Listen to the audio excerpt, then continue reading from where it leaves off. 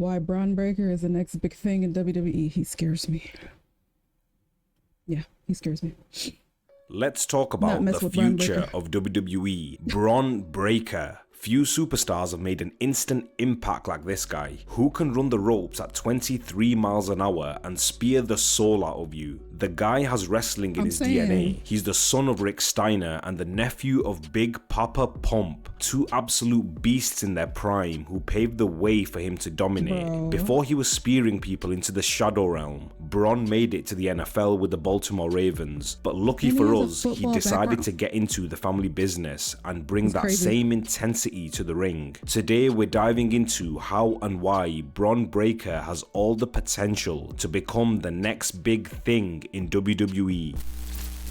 In February 2021, Braun signed with WWE and was sent to the Performance Center to learn the ropes. He first appeared at WrestleMania Backlash playing a zombie in a lumberjack match between Damian Priest and The Miz. A few months later, he was a security guard on NXT and got attacked by Samoa Joe. Not exactly the best start, but everyone has a rough patch in the beginning. After being signed for a few months, his opportunity came when WWE relaunched NXT as 2.0. The rebranding was their attempt to move away from the old school indie roster of the black and gold era and spotlight fresh homegrown talents. Breaker was the perfect fit for this new vision. From the get-go, it was clear that WWE had big plans for him and they weren't wasting any time. His in-ring debut came on the first episode of NXT 2.0, where he faced off against LA Knight. Despite jumping around like a crack addict backstage, he destroyed Knight, setting the tone for what was to come, beating someone with mileage under his belt and putting the locker room on notice. Just a month later, he challenged Tommaso Ciampa for the NXT Championship at Halloween Havoc. Despite losing, it didn't hurt him in any way, because usually a rookie has no place in a match like that, but he didn't disappoint, taking Ciampa to the limit. But ultimately, after eating the concrete with a DDT, he was busted open and the rest was history. Braun was right in the center of WWE's shift towards new talent, teaming up with Carmelo Hayes, Grayson Waller and Tony D'Angelo as Team 2.0 took on Team Black and Gold at War Games. It was Breaker who pinned Tommaso Ciampa to win the match, and that set the tone for what was to come in NXT. After pinning Ciampa at War Games, Braun got his rematch and made it count, winning by submission to become the NXT champion just 4 months after his debut. After winning the big one, he made his Raw debut, teaming with Ciampa to take down Dolph Ziggler and Robert Roode. But back in NXT, Ziggler managed to end his first title reign after 63 days in a triple threat match. This set him up for a feud with Ziggler that saw him bounce back on Raw, taking back the NXT title. Dude, he's so snappy with his moves. Oh my god. Fucking slingshot spears. Like he's so fast.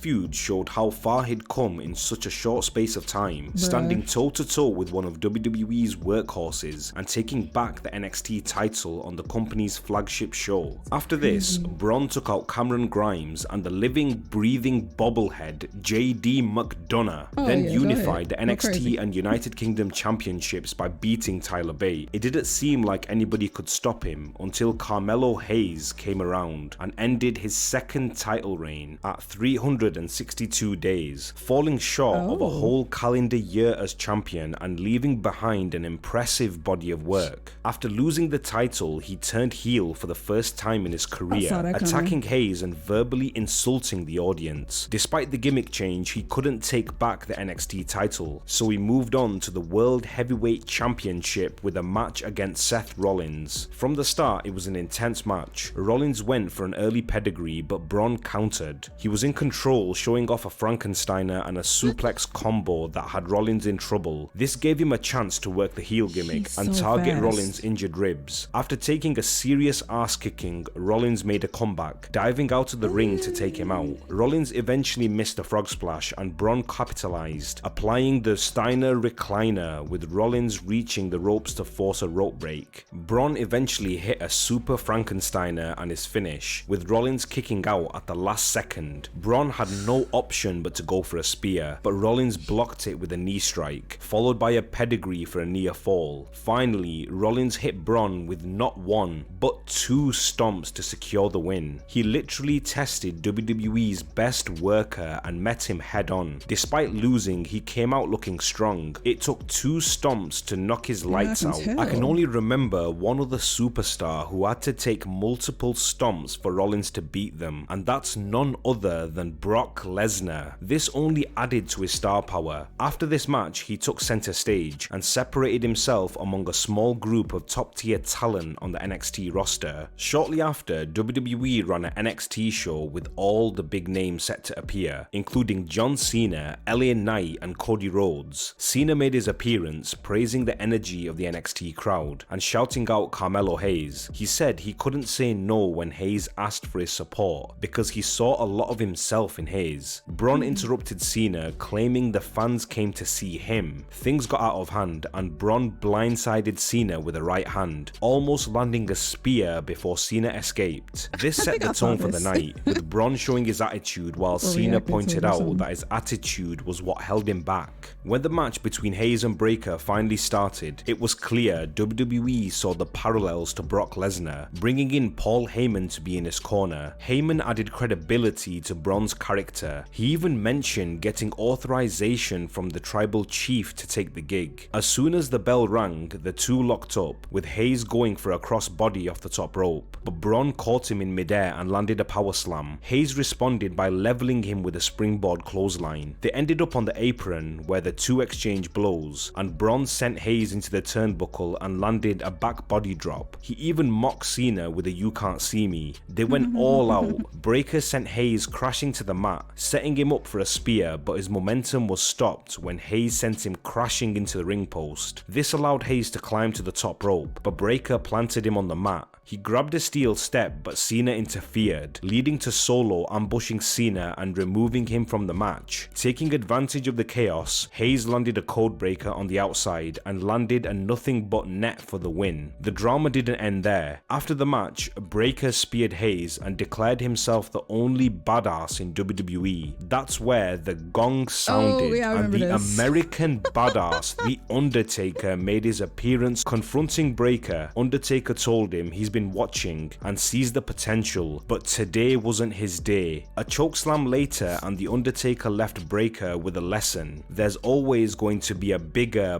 badder guy around the corner. Celebrating with Hayes, Undertaker's endorsement was another signal that WWE sees big things in his future. After leaving a mark on NXT, he made his main roster debut at the Royal Rumble, entering at number 20 and immediately making an impression, eliminating Jimmy Uso, Finn Balor, Ivar, and even Big Omos. His impressive performance had everyone talking. I don't think anyone stood out more than him that night. He deserved a main roster call-up, and the 2024 WWE Draft saw him go to Monday Night Raw, where he made his presence felt. Over the last few weeks, he's been feuding with Adam Pearce after not being included in the King of the Ring tournament, and Pearce has had a hard time controlling him, because he's been kicking asses like it's going out of fashion. He sent Cale Dixon to the hospital after beating the soul out of him, and has his sights on Ricochet and Ilya Dragunov. It just seems like he's going to steamroll his way past them and push up the card, but despite being on the mid card, he's being booked like he doesn't belong there, so I don't think he'll be in feuds like this much in the future. Comparing Braun Breakker to Brock Lesnar, the original next big thing, is an obvious choice. Both superstars have similar physicality and intensity that makes them stand out. They have an athletic background including a history of professional football. Braun's a lot shorter, but he has an aura that makes him stand out. Lesnar's early career in WWE was insane. He got to the top instantly. It's similar to Breakker's rise in NXT. Both superstars were unstoppable from the start, with WWE clearly seeing them as future main event players. Lesnar's initial run saw him capture the WWE Championship in record time, and Breakker's NXT Championship Championship win 4 months after his debut was much smaller, but for the modern era of WWE, it's exactly where he needed to be. For Breakker, having Paul Heyman in his corner during the Carmelo Hayes match cements the parallels with Brock Lesnar, and it seems like he's got everything going for him to be a massive star in WWE. From his impressive debut in NXT to his dominance on the main roster, his feuds and matches have showed his versatility and ability to handle different wrestling styles, highlighting his potential. The comparisons with Lesnar aren't just about physicality, they reflect Breakker's trajectory and WWE's faith in him as a main event player. As Breakker continues to evolve and adapt, the future looks bright. Potential feuds with top stars, title opportunities, and continued development of his character all point to a superstar who's here to stay. Bron Breakker isn't just the next big thing, he's the future of WWE, and I can't wait to see his career unfold. Thanks for watching this video. I'd love to hear your thoughts on Bron.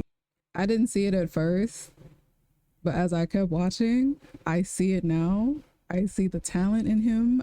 He's so good. I'm happy that he got drafted, because oh my god, just seeing how he like literally steamrolls through people and just like he just like eats so many shots. I love watching it, but he scares me. His spears are so deadly. Him and Lashley, I swear I love their spears because they're so crazy. And the fact that he has a football background just makes it even better. But yeah, let's go do it for this reaction. Make sure to leave some likes and comments down below. Let me know what you guys think, and I will see you in the next one. Toodles.